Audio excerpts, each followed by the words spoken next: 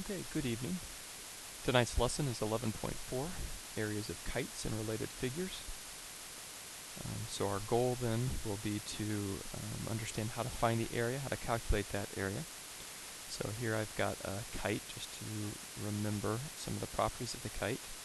The kite has at least two pair of consecutive sides congruent, so these two sides are congruent here. They may all be congruent, which we call a rhombus, and we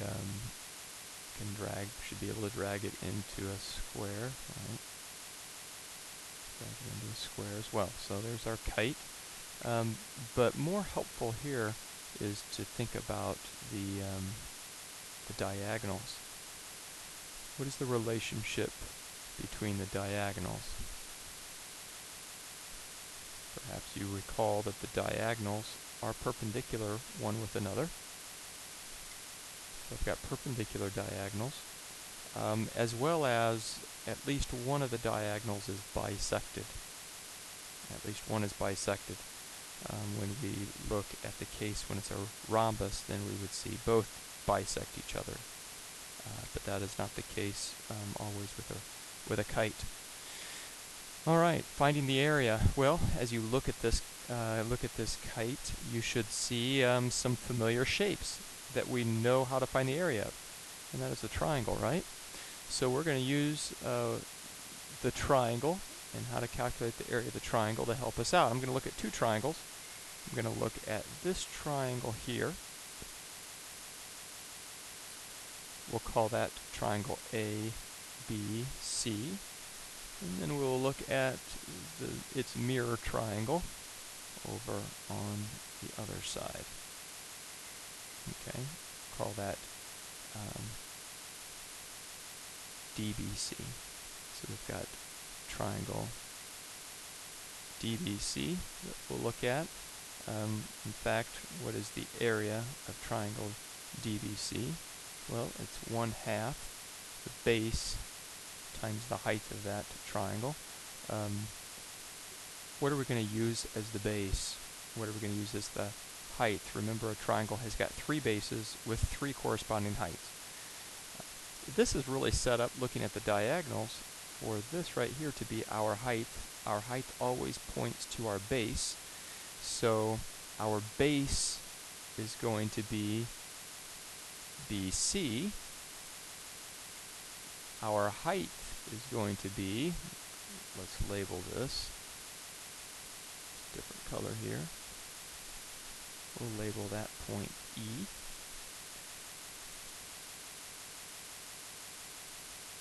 So my height is going to be D times, or DE, that distance DE is my height.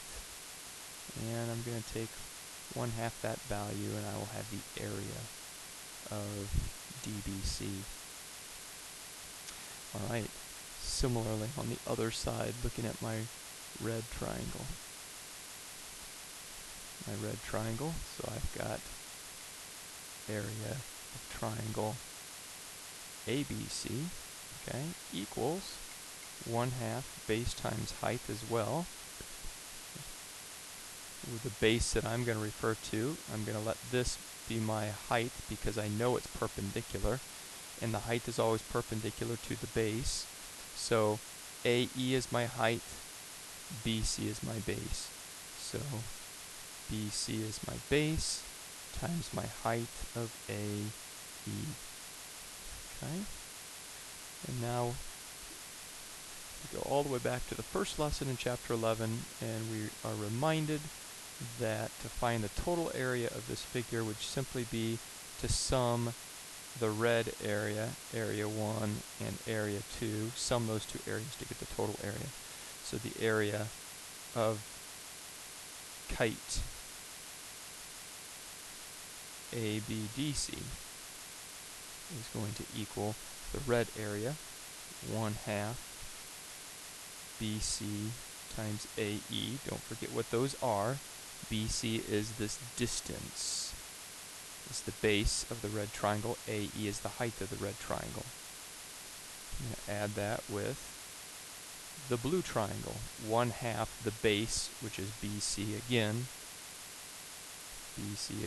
times DE, this distance there, DE. And now with a little bit of sly algebra, I'm going to do some factoring.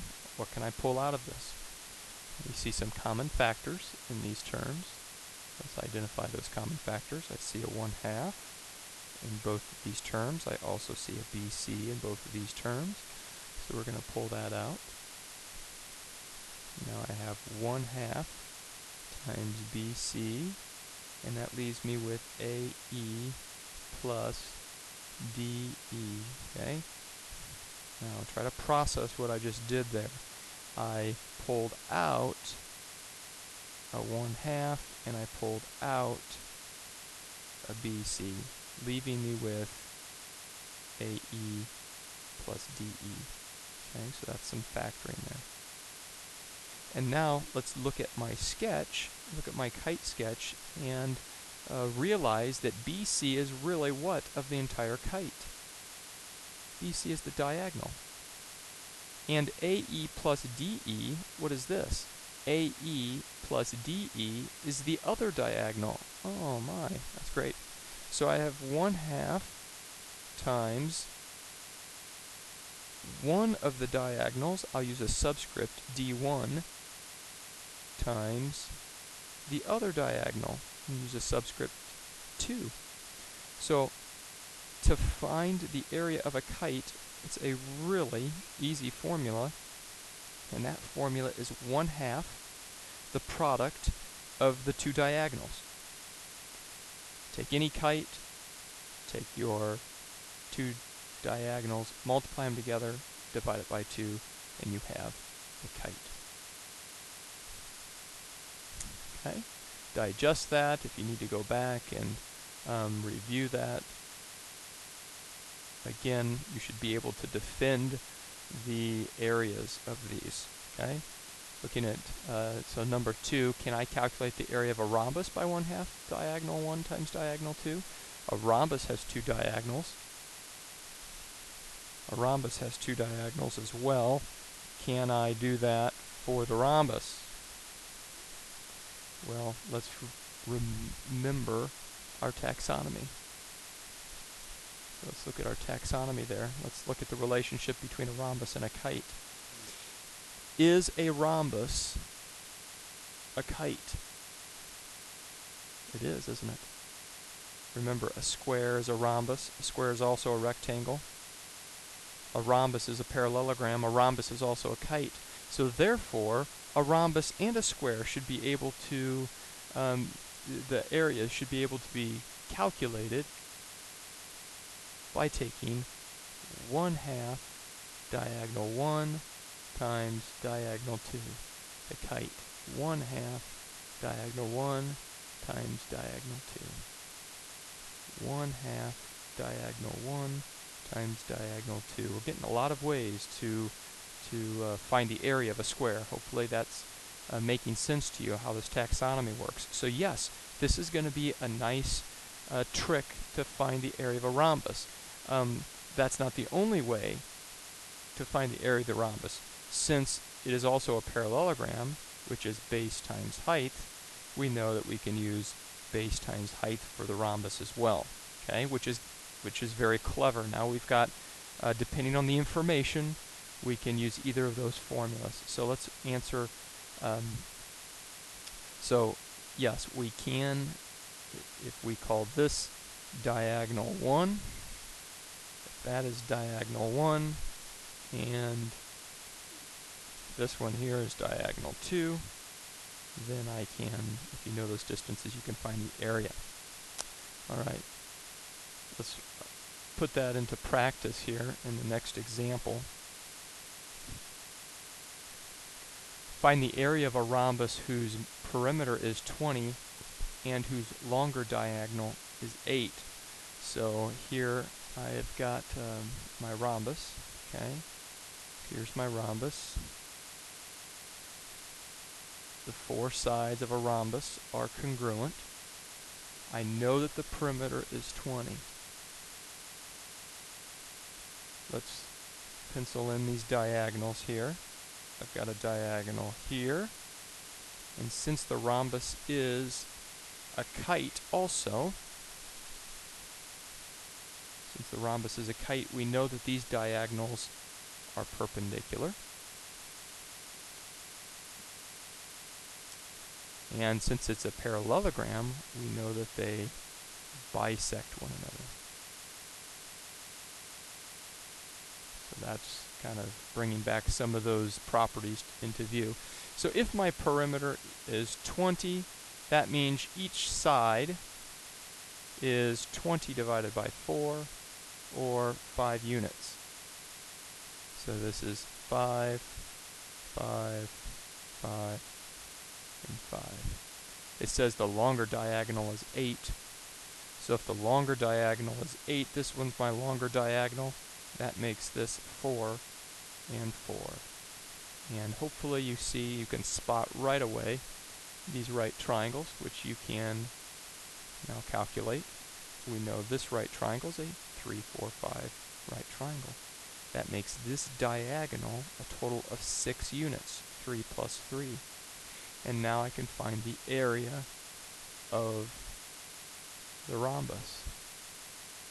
It is equal to 1/2 the product of the two diagonals, and we have now found those diagonals to be 6 and 8. And this then will come out to be 24 units squared. Okay. How did I get units squared? Well, because I've got I'm multiplying units times units to get units squared. Okay, let's move on to another question here to kind of probe at our understanding. Can I calculate the area of a perpy by 1/2 diagonal 1 times diagonal 2? Now what's a perpy? Now we made that up. You will not find perpy anywhere. But we decided to call this the perpy, and the perpy was a mystery quad, if you recall, and the mystery quad gave rise to the kite and the rhombus and also the square. We defined the perpy by this: any quadrilateral with perpendicular diagonals. Any quadrilateral with perpendicular diagonals. So I'll construct one for you here using Geometry Sketchpad. So if I let this be a diagonal, and I'm going to place some point on here, and now create perpendicular, and then create a quadrilateral.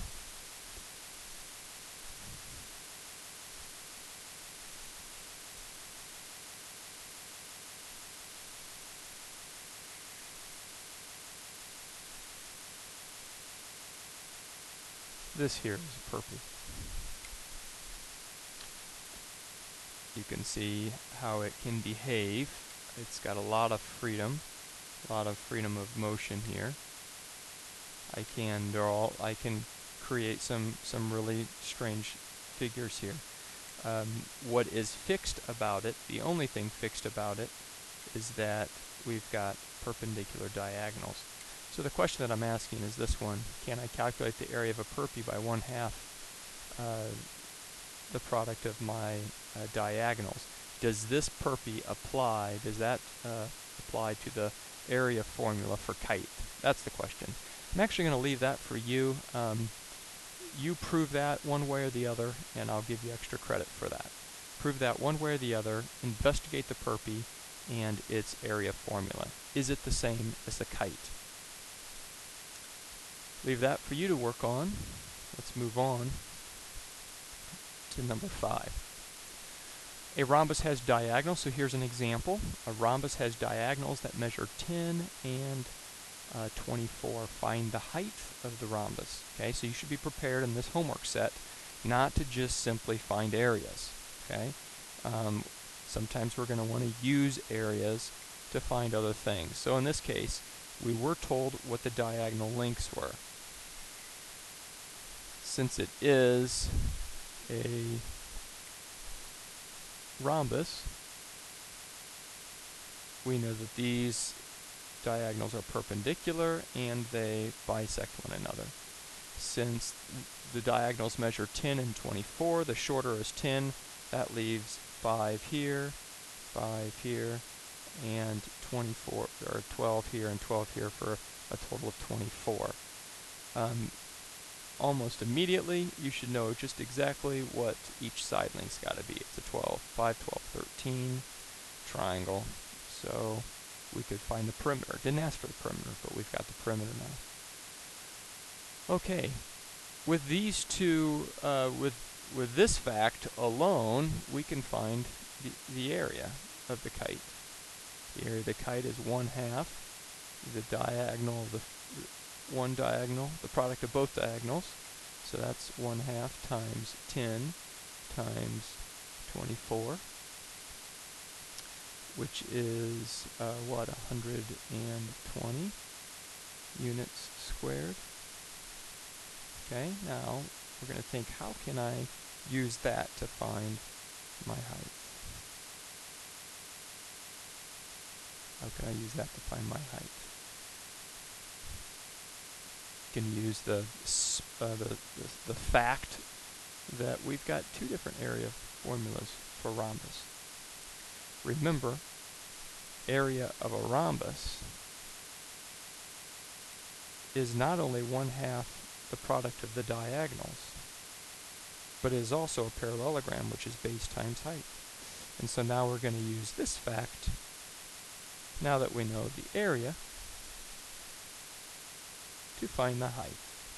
So 120 units squared must equal the base times the height. And what base is this parallelogram would I use for this parallelogram? Well, all the sides are the same, so this is 13, and the height that I'm really talking about here is this perpendicular distance here. That distance right here is what we're going to solve for. So 120 equals 13 times the height. That is 120 divided by 13 equals the height. That does not reduce any more than that. So to get an approximation, we divide those to get the height is approximately 9.231 units. Now notice I don't have units squared because height is a linear distance. It's a linear distance. And I lost those. This is good to see, your unit analysis. I lost that from units squared. My 120 is units squared, and my 13 is just units because that was a linear distance, 13. And so when I cancel these out, I'm left with just units. Okay? So that's important to see. Alright, so that will sum up, finish up the lesson for tonight, and we'll look at problems tomorrow. Have a great evening.